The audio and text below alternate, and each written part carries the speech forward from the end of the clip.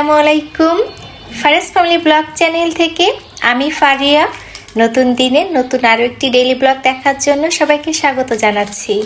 কাছে এবং দূরে যে যেখান থেকে আমার এই ব্লগ ভিডিওটি দেখা শুরু করেছেন, আশা করি সবাই আল্লাহর রহমতে ভালো আছেন, পরিবার পরিজন নিয়ে নিরাপদে আছেন। আলহামদুলিল্লাহ, আমি আমার পরিবার পরিজন নিয়ে ছানাপোনা নিয়ে ভালো আছি।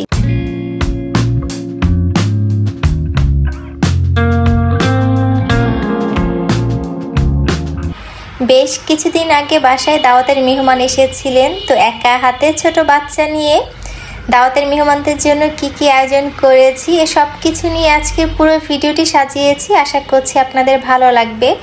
ভালো লাগলে একটা লাইক দিতে ভুলবেন না প্লিজ। আর যারা নতুন আজকে আমার চ্যানেলের ভিডিও দেখছেন, চাইলে কিন্তু আমার এই চ্যানেলটা সাবস্ক্রাইব করে পাশে থাকতে পারেন। তো ছোট বাচ্চা নিয়ে কিন্তু আলহামদুলিল্লাহ আমি মেহমানদারিতে কখনোই কৃপণতা করি না। আমি আমার সাধ্য মতো সবসময় চেষ্টা করি। তবে হ্যাঁ, মেহমান যদি স্পেশাল কেউ হয় তাহলে কিন্তু একটু টেনশন থাকে, কি কি আয়োজন করব, ঘরটা কিভাবে গোছাবো। আর আমার বাসায় যেহেতু দুটো ছোট ছোট ছানাপোনা আছে, তো আমি আগের দিন থেকেই কিন্তু ঘরটা গোছানো শুরু করি। তো এই তো ড্রয়িং রুম প্লাস ডাইনিং টেবিলটা সুন্দর করে গুছিয়ে নিয়েছি। তো আগে থেকে গোছানো থাকলে কিন্তু শান্তি লাগে, অনেকটা টেনশন ফ্রি লাগে। তো ঘরটা গুছিয়ে মানে ড্রয়িং রুম ডাইনিং টেবিলটা গুছিয়ে চলে এলাম রান্না করতে। রাতে আমি গরু মাংসটা রান্না করব, চিকেন রোস্টটা অনেকটাই রান্না করে রাখবো। তো আমি এখানে অনেকটাই মাংস নিয়েছিলাম, কারণ আমার ক্যাপসির আব্বু বলেছিল 8 থেকে 10 জন হতে পারে, তুমি সেই চিন্তা করে রান্না বান্না করো। তো আমি এখানে গরুর মাংসটা ভালো মতো পরিষ্কার করে নিয়েছি। তো ভাবলাম সব মশলা দিয়ে একসাথে হাতে মেখে রান্নাটা বসিয়ে দেই। তো আস্তে আস্তে রান্নাটা হতে থাকুক। আর গরুর মাংসটা একদমই টাটকা ছিল, যার জন্য আজকে আর প্রেসার কুকারে দেই নাই। তো ভাবলাম হাতে মেখেই বসিয়ে দেই, আস্তে আস্তে গরুর মাংসটা হবে। আজকের মেহমান আসলে একটু বেশি স্পেশাল ছিল, কারণ তারা কখনোই তাদের শ্বশুরবাড়িতে আসেন নাই। বিয়ের 17 থেকে 18 বছর হয়ে গিয়েছিল, কিন্তু গাজীপুরে আসা হয় নাই। তো আজকে প্রথমবার আসবেন গাজীপুরে আমাদের ছোট্ট বাসায়, যেহেতু আমাদের গাজীপুরের বাসাটাই হচ্ছে তাদের শ্বশুর বাড়ি। তো আজকে প্রথমবারের মতো আসবেন। আর আমারও সৌভাগ্য হয়েছিল তাদেরকে রান্না করে খাওয়ানোর জন্য। তো আজকে তাদের জন্য একটু বিশেষভাবে আয়োজন করেছিলাম, ইচ্ছে ছিল একটু বেশি করে করার জন্য। তবে ছোট বাচ্চা নিয়ে আমি যতটুকু পেরেছি করেছি আলহামদুলিল্লাহ। তো এই তো আমি হাতে মেখে গরু মাংসটা বসিয়ে দিব। আর পাশাপাশি আমি চিকেন রোস্টের জন্য চিকেনটাও ভালো মতো পরিষ্কার করে নিব। তো ভাবলাম এক পাশে গরু মাংসটা হতে থাকুক, আর পাশাপাশি আমি চিকেন রোস্টের জন্য চিকেনটাকে পরিষ্কার করে রেডি করতে থাকি।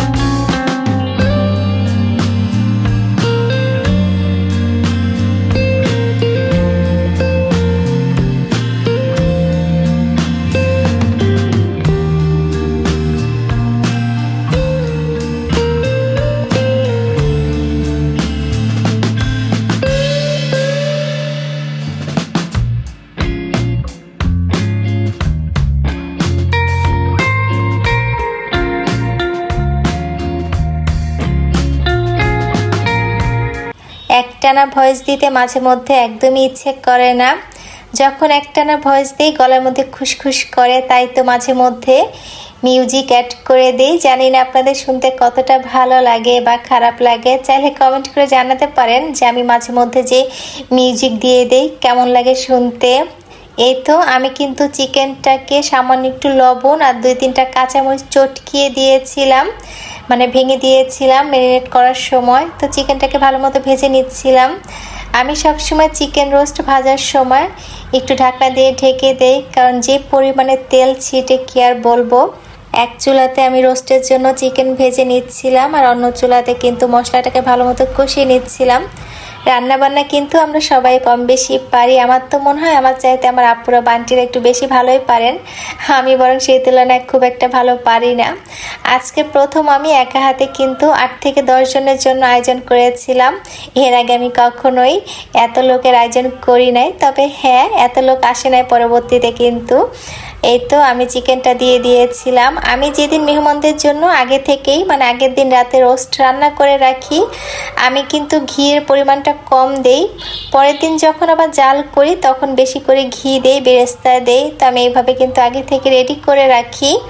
তো এই তো আমার রোস্ট রান্নাটা প্রায় কমপ্লিট, আর সাথে গরুর মাংসটা রান্না হয়ে গিয়েছে।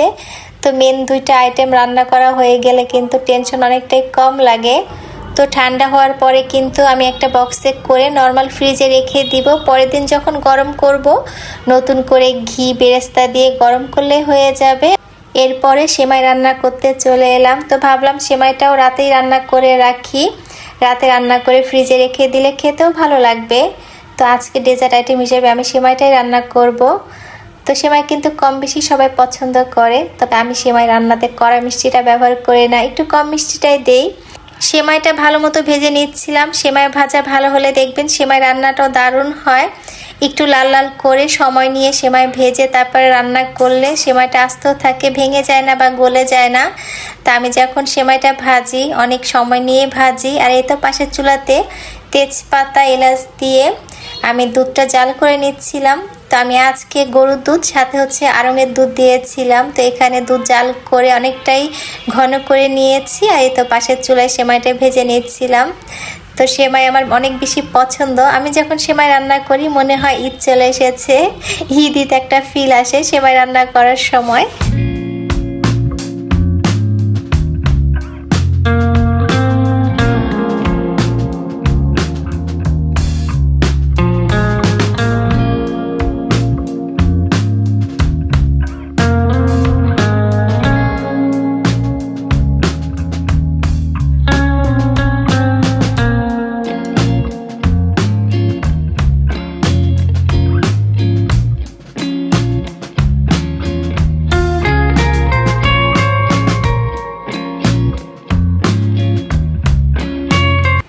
রাতে রান্নাবান্নার এক পর্ব শেষ করে পরের দিন চলে এলাম সকালবেলা। সকাল সকাল ঘুম থেকে উঠেই কিন্তু গেস্ট রুম সহ বাকি রুম গুছিয়ে নিয়েছি। তো সকাল সকালে বাচ্চাদেরকে নাস্তা করিয়ে আবার চলে এলাম রান্না করতে। বাকি রান্নাগুলো করে নিব আর কি।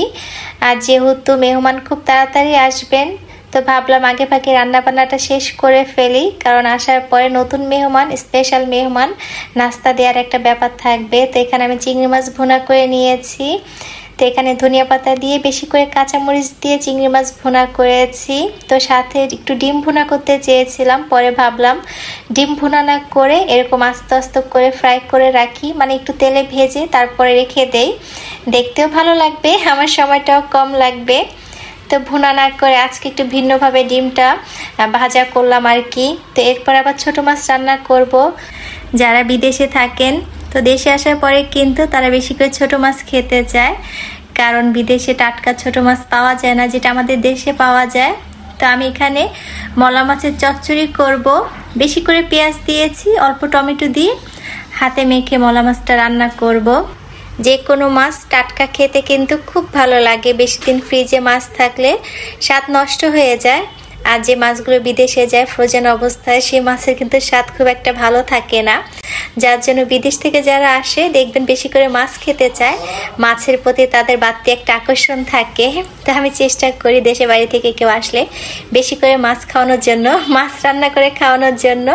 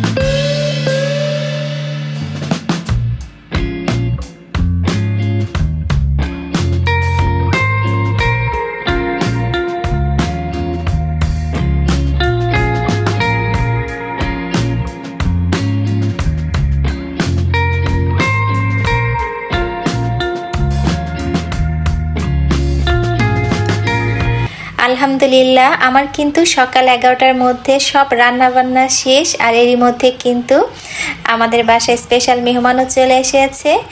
তো আজকে আমাদের বাসায় এসেছেন আমার মেজ ননাসের হাজবেন্ড, আর সাথে ননাসের হাজবেন্ড, তার দেবর আর হচ্ছে যা।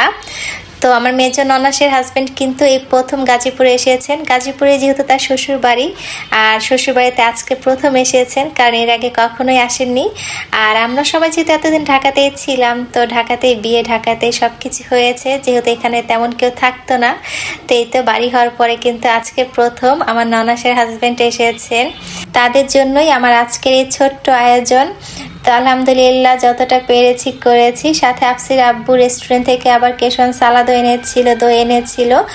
তো আপুর আসার পরে নাস্তা দিয়েছি। আর এই তো আসার পরে মানে লাঞ্চের আগ দিয়ে আবার এই যে আমি কাবাবটা ভেজে নিচ্ছিলাম।